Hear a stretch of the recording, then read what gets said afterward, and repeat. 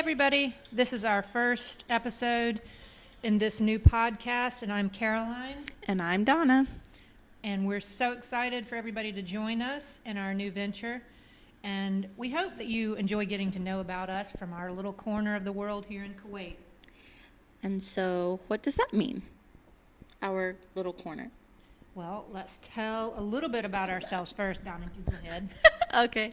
My name is Donna, and I am from the States. And I have been living abroad in the Middle East for going on 16 years. What about you?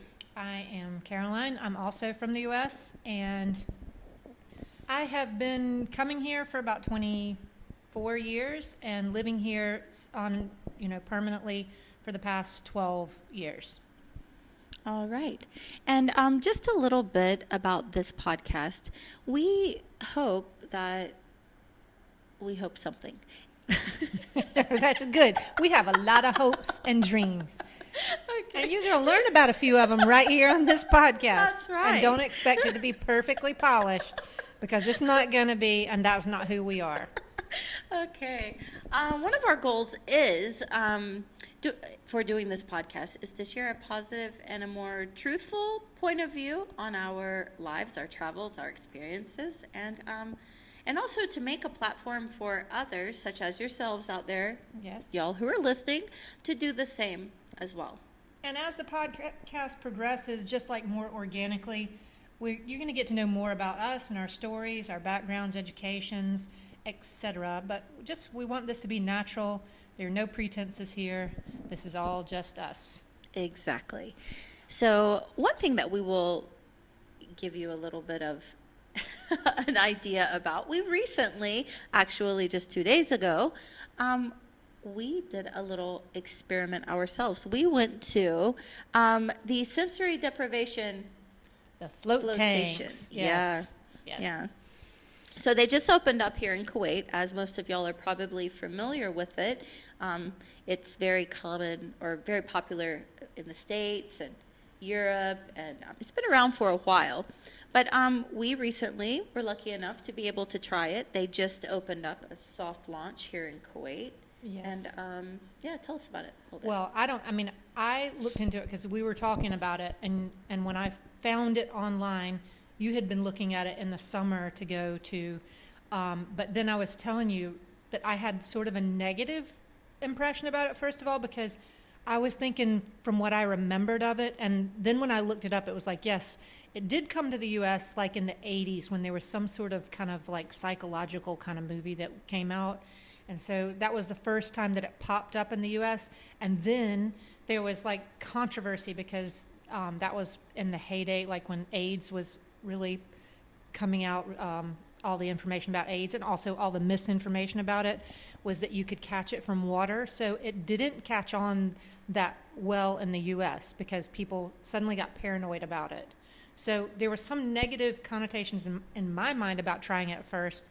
But then when we saw this one, it looked like, hey, let's give it a go. And so we did. Yeah. I had heard about it, I think, actually a long time ago, but really didn't think that I would try it. I just honestly didn't think about it. My mother had brought up the idea to me over the summer when we were visiting. And so whenever Caroline mentioned it the other day, we reached out to them. They were doing a soft launch here in Kuwait. The place is called Kalma, and it's located in the Symphony Mall in Salmiya in Kuwait, if you are familiar with the areas in Kuwait. And it's in the basement area. So we went, and what was your first impression when we first finally found it? Well, yeah, it took us a little while to find it. We walked right by it, didn't we? We were like looking, where is it? And we were just looking over to the left, and we just circled through the whole basement of the mall, and then we were like, oh my God, it was on the right there. side. Exactly.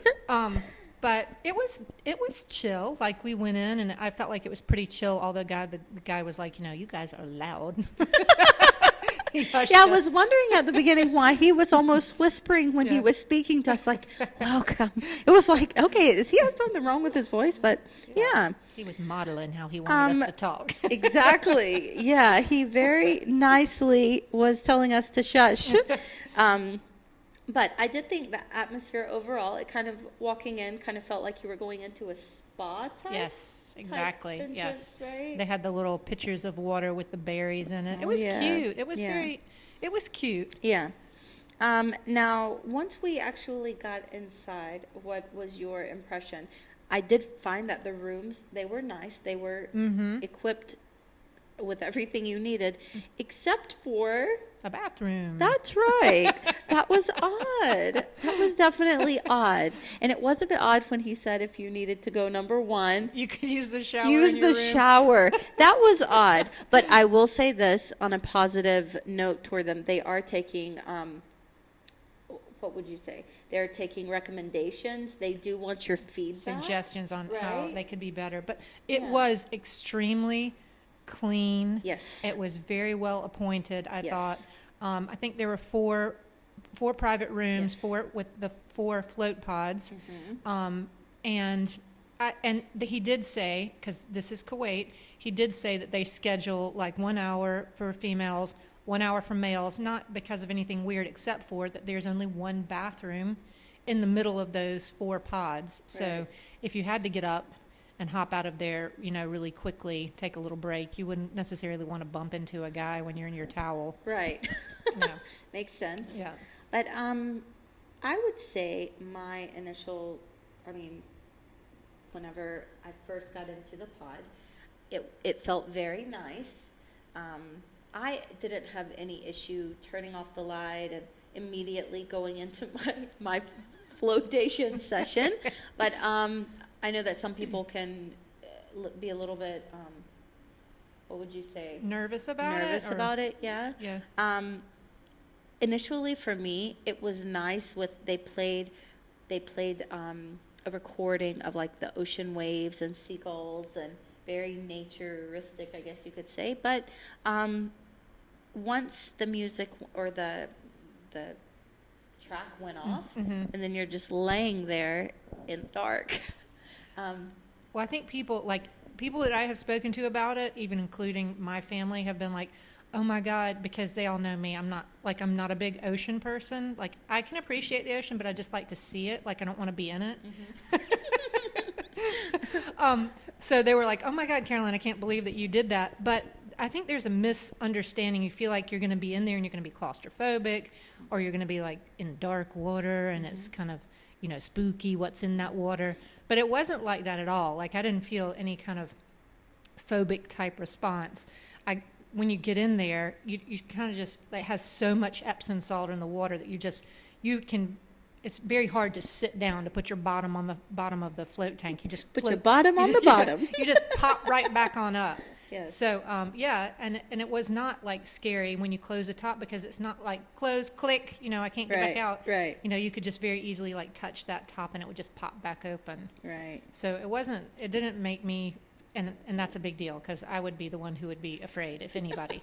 But I thought it was very calm. It was a large pod, but I was like, am I going to be able to touch the sides? And I if was. you put yes.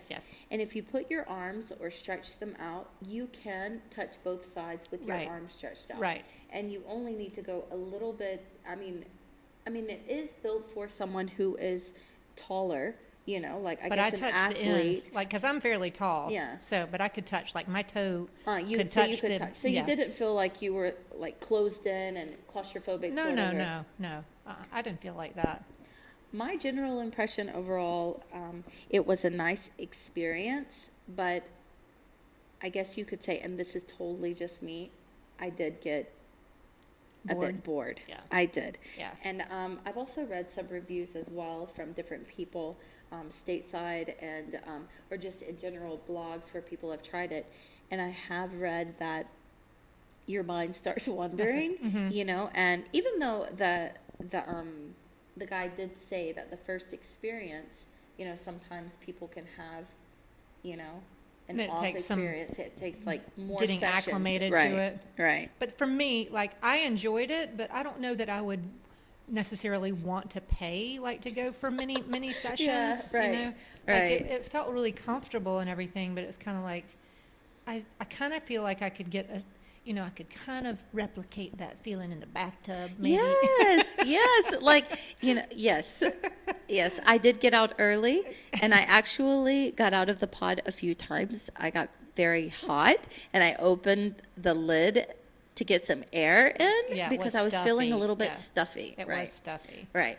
It was nice, and I recommend that. I mean, if you are looking for an outlet for relaxing, kind of just Stressed shutting off person, for a yeah. short period of time, I mean, I think it would was be good for definitely somebody nice. who's really stressed out or Right. something. Don't you think it would be good? Yes. For me, I couldn't, like, I had to put my arms up over my head. I don't know why. I didn't My keep my shoulders arms did down. not My arms comfortable. Mine stayed were like up this. above my head Me the whole too. time. Me too. Yeah, The whole exactly. time. It And I was like not moving my comfortable arms. like this. I felt like I was No. popping up. No, like, even at one time I put my my neck hands hurt. under my neck Oh my because I God. felt like my head was almost like in a funky position going down in the water. So I Exactly. like put my. I was exactly the same way. Yeah. That's strange. That's very But yeah, strange. no, but it was a good experience. Yes, and, we did it. Check. Yes, Yep. check the box. We But we're gonna go definitely back did. too, right? Yes, we will. We're going to go back Yeah. and try it one more time. So very nice. They offered a free Free on the session. house session. So Probably because you complained and said it was I did. boring. the worker, as I was standing there speaking with both of them, there was one man and one lady, and when I said I actually found it a bit boring, both of them looked at me, and he was like, "I've never heard anyone say that before," and I think I was just being very honest. I think other people And are. other people don't want Yeah. to say it, They would but be like, I "Oh mean, yes, I found Nirvana. I went to the yeah." I had found some I sort was of hot awakening and you know, needed yeah. a shower. Yeah, yeah, it was So, stuffy. But yes, it was overall But it was nice a good experience. experience. Yes. Yeah. So, any of you out there in the Kuwait region, even the GCC region, if you are, I'm sure they have it in Dubai. I'm not sure about Bahrain, but And all over the U.S. they have it. Oh, and yes, all it's over all Europe, over. evidently bigger than the U.S. yes, And they might have like different, even like different configurations and Right. stuff like that, different ways of doing it. Yeah, I mean, I definitely think it's worth the experience. Oh, yes, Especially for if you're a sure. stressed person. I can see where it would be really. I'm a pretty chill person, so Yes. I'm like, okay, I'll go float. But but I will say this. This is just my own personal view of this. I think it did give me energy the following day. That Yeah. night, I'm unsure if Slept you well? felt the same way. I slept very well, but I was also very hungry. ah. Were you hungry? Did you feel yeah, like it gave you because an remember, appetite? I told you I came back and we ordered pizza. I went to At like McDonald's. 9 o'clock. Usually I'm not Yeah, eating at that 9 was- o'clock at night. yes. That's true. I was hungry, but then the next day I felt almost like a natural energy boost, and it was nice. Yeah. It was definitely nice. So go try anyways, it, people. Yes, go try it. Mhm.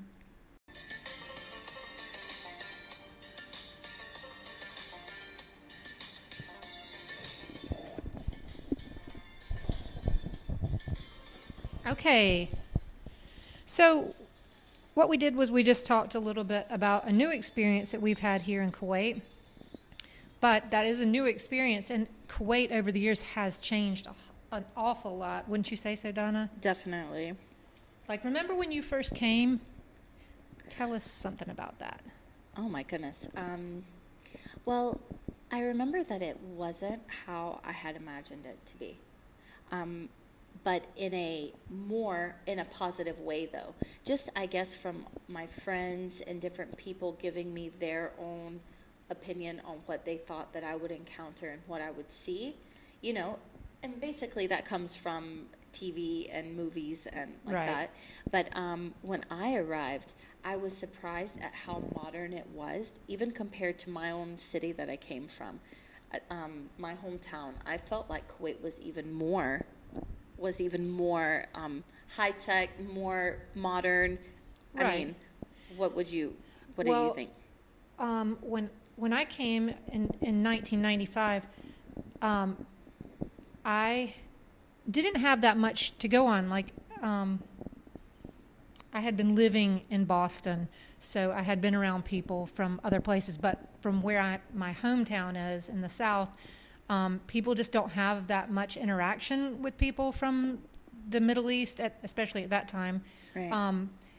The only thing that people had told me about was we knew about the desert war, the Gulf War. Right. So that was the only impression that people really had to go on. And it was like, oh my God, that's dangerous. You're going to go over there. And, weren't we in a war with them? And I was like, Right. no, we weren't in a We war were with the them. allies. Right. That's funny that you say that because I was recently on this chat on Facebook and in this group chat, and this one lady, they were asking all the members where they were from, and it's not that we're from here, but this is where I live, and Right. she Feel like you're mentioned from Kuwait. She said, I didn't even know where that was, and to be honest, I just recognized the name because I think her brother was stationed here during the Gulf War. Okay. So I think the Operation Desert Storm or something like that. And she had no clue. And I found that to be very common with a lot of people, their misconceptions about here. And I don't blame them at Right. all. It's, Right. It's just the common view. It's what you've seen on TV and how it's portrayed in movies and so forth. Right. I mean, I think what I heard a lot was, was like, oh my God, the movies that people had seen that they thought were from the same eras were like Not Without My Daughter. Right. And those kind of movies, which is not, And it's not even in the Middle East. Yeah, it's a little bit of a different thing, and everything has its own political reason for being, Right. out there. But anyway, I mean, there were not only misconceptions that I had, like coming to Kuwait. Like I imagine like Kuwait, okay, desert, Middle East, it's going to be rolling dunes and, people, riding on camels Right. and, all that kind of stuff, which is totally not what Kuwait is like. I mean, it's all Right. like super highway and pretty much every modern convenience that you would ever want now is here. If not more. If not more, yeah. That's my And opinion restaurant on that. saturation, right? Like we have right. every restaurant, Cheesecake Factory to the nicest, Japanese to, we have pretty much everything, and every burger shop that is in the U.S. and in Europe. Yes, yes. I think there are more burger places here Yeah. than in the there's- U.S. And it's funny because some of my students will mention that they will be like, did you go to that one burger place? And I hadn't even heard of it. I'm like, what burger place is that? And it's like a British one, I mean, Right. every one that's stateside, also Europe, British, it's all here. And now some of the Kuwaiti brands, because Kuwait, the Kuwaitis are really big into cuisine. Some of them now are exporting their branches to the U.S. Yes. So there's some Kuwaiti Yep. burger places that have now opened up in L.A. And they've also opened up, if I'm not mistaken, in Miami as well. That's Right. awesome. Yeah, very good. So, I remember when I first arrived here, I had this vision in my mind what it would be like. But then I remember getting out of the airplane and entering into the airport, and I was amazed. It was very shiny and flashy, and everyone was so friendly. They were friendly, and they were like everything just went very smooth, and it was totally like, I mean, I had imagined what it would be like, but how can I say this? It was even better than what I had envisioned, I guess. yeah, that's great. I mean, I think I came with a little bit of a different beginning because I came with newborn baby in tow and, kind of, so it was kind of like, I think I came thinking, well, how am I going to continue with what I think life should be like with a newborn child? Like you imagine like how you were raised or whatever. You kind of have to wipe away that and say, this is a new beginning. And Right. like I remember stepping, just even climate wise, stepping, off the airplane into the jetway and then feeling like, oh my God, like why do they have the heater on here? It's so hot. We came like in June or July and I was like, why is the heater on? This is so The worst weird. months to come. Yes. And it was literally probably like 120 something or whatever. Right. And my husband was like, no, that's not heater. That's the air outside.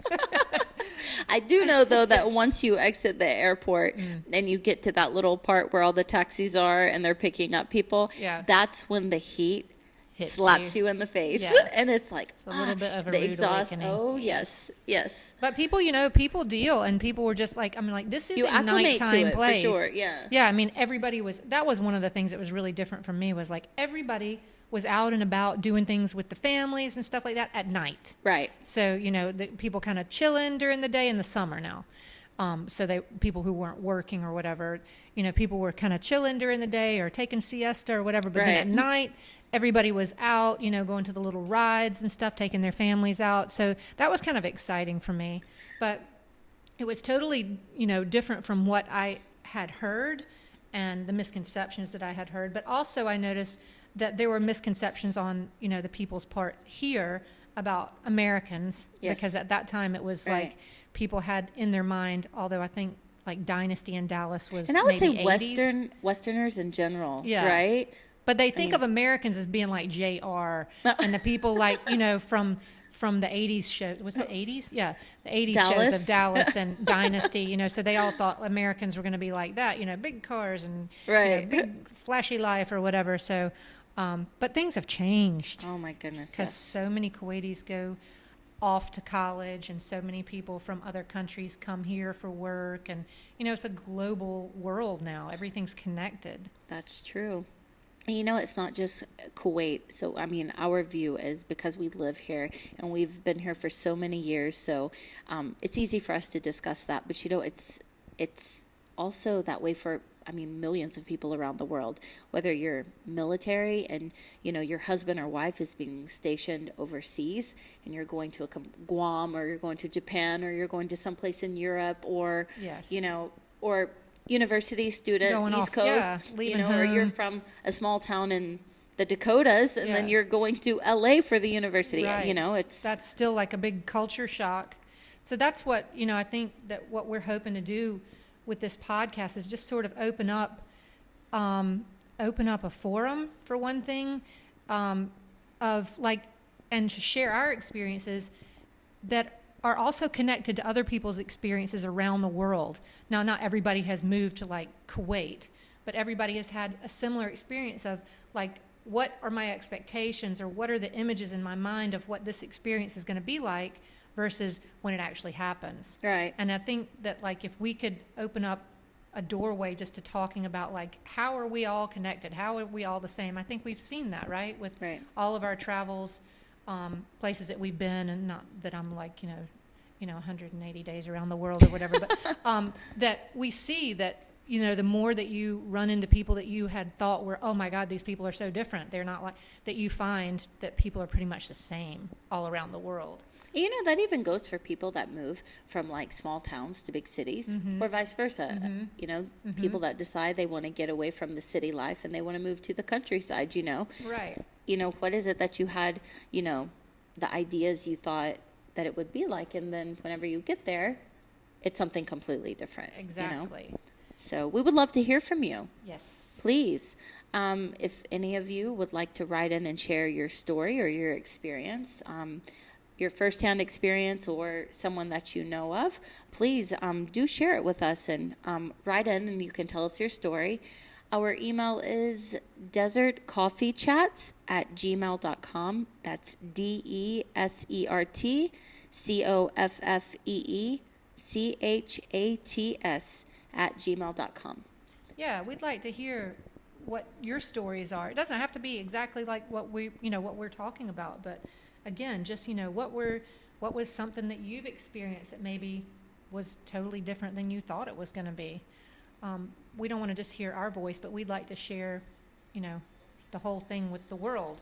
Yeah. Hear how we're all connected, how we're one. And if you write in your story, please let us know if you would like us to share it on one of our episodes, because we would definitely love to let your voice be part of ours. Yes. That's right. And thank you so much for joining us. And tune in again. Yes. And we hope to go over many different topics, many things, and keep this a positive place that we can discuss ideas and. Yes. Right? See you next time. Thank you.